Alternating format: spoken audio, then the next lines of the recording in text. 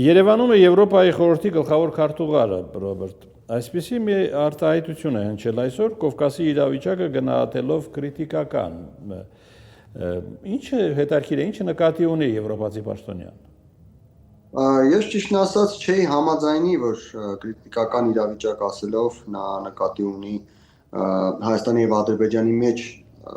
գործընթացների լճացումը, ես կարծում եմ ավելի շուտ եւ իրեն հետաքրքիր է եւ ընդհանուր առմամբ աշխարհաքաղաքական գործընթացների տրամաբանության մեջ ավելի շուտ խոսքը գնում է Ռուսաստանի ազդեցության մասին Կովկասում եւ օրինակ Վրաստանի ժողովրդավարությունից եւ եվրոպական ինտեգրումից հետքայլերի մասին։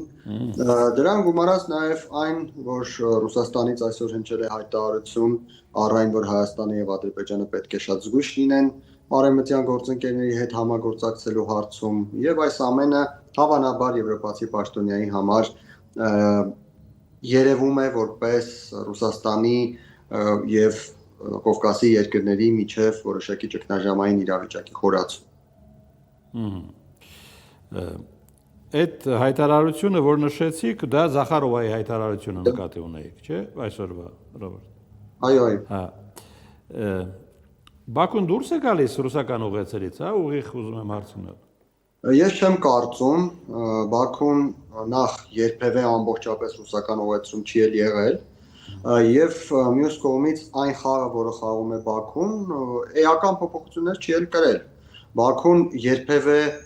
եթե չհաշվենք հետպատերազմյան 6 ամիսները, երբևէ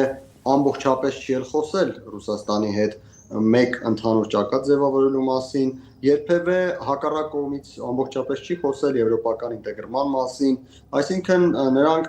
կարողանում են մանևրել երկու կողմերի միջև եւ իրենց եւ ռեսուրսները եւ հնարավորությունները կապված 44-օրյա պատերազմի արդյունքների հետ եւ աշխարհաքաղաքական դիրքը դրա հնարավորությունը տալիս են, ինչից Ադրբեջանը շատ լավ օգտվում է, պետք է խոստովանենք։ Հայաստանի ներքաղաքական ներկայիս process-ը ունի կոնկրետ ազդակ, Ռոբերտ։ Եթե նկատի ունեք Հայաստան-Ադրբեջան փոխհարաբերությունների հետ, չեմ կարծում, այս գործընթացը ավելի շատ տեղավորվում է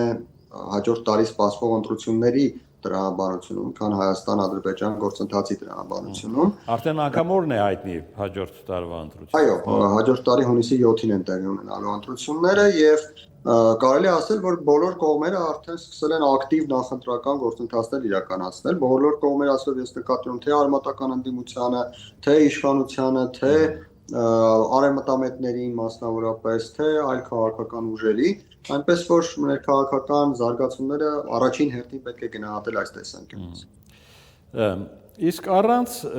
Բաքվի հետ համաձայնագրի Հայաստանը այնուամենայնիվ ավելի խոցելի չի ներքաղաքական իրավիճակում։ Տեսեք, եթե նկատի ունենանք, որ Հայաստանում ներքաղաքական զարգացումների վրա Ադրբեջանը կարողանում է ազդեցություն ունենալ, ապա այս առումով ոչ, որովհետև նույնիսկ եթե խաղաղության համաձայնագիր ունենանք, նույնիսկ եթե բոլոր ուղղություններով Հայաստանը եւ Ադրբեջանը համաձայնությունների հասած լինեն, նույն ազդեցության միջոցները Ադրբեջանը պահպանելու է եւ ունենալու է։ Այլ հարց է, որ քանի դեռ այսպիսի իրավիճակ է, Հայաստանի իշխանությունները ամբողջապես կենտրոնանալ ներքաղաքական գործընթացների վրա չեն կարող, որովհետեւ հնարավորությունները ուղղակի ռեսուրսները ուղղակի բավարար չեն բոլոր ուղղություններով բավարար չափով գործունեություն իրականացնելու համար։ Այնպես որ սա խանգարում է իրականում ներքաղաքական գործընթացներում քաղաքական տարբեր ուժերի առաջին հերթին իշխանության համար դիրքավորվելու գործողություններ իրականացնելու, բայց չի խանգարում ներքաղաքական գործընթացներ, այսինքն չի փոխվում ներքաղաքական գործընթացների տրամաբանությունը այն բանից, թե Ադրբեջանը խաղաղության համաձայնագիրը ստորագրել է, թե չի ստորագրել, որովհետև ես չեմ պատկերացնում գոնե կարճաժամկետ հեռանկարում մի իրավիճակ, որ Ադրբեջանը կարող է չօգտվել Հայաստանի ներքաղաքական գործընթացների վրա ազդեցություն գործելու իր ձեռքի տակ եղած գործիքներից։